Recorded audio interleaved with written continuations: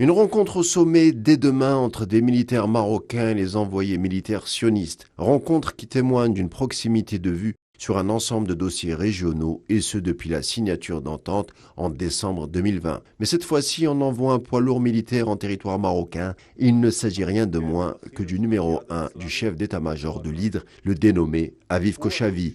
Ce que l'on peut dire d'ores et déjà est d'annoncer que le militaire haut gradé sera reçu officiellement par les premiers responsables de l'unité de commando marocain, signe manifeste que la coopération prend une tournure importante et préoccupante pour les pays limitrophes. Importante tout comme la signature antérieure d'accords d'armement qui comprenaient la vente de systèmes de défense aériens pour Rabat d'une bagatelle d'une centaine de millions de dollars.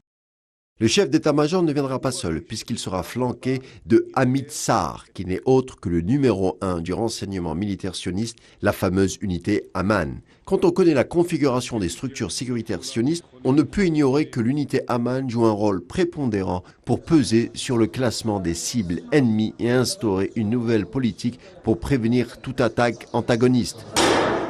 Un tout qui obéit à une feuille de route sécuritaire globale comptant d'imposer sur la région du Maghreb d'essence américaine dont le fer de lance n'est autre que Sion à l'endroit de la colonie marocaine. Mais pas uniquement. Si l'on souligne qu'il y a quelques semaines, des militaires de l'hydre sioniste ont participé conjointement avec des militaires sénégalais, ghanéens et tunisiens à des démonstrations publiques au Maroc appelées Projet African Lion 2002. Le tout organisé par l'Africom, c'est-à-dire le commandement américain pour le continent africain.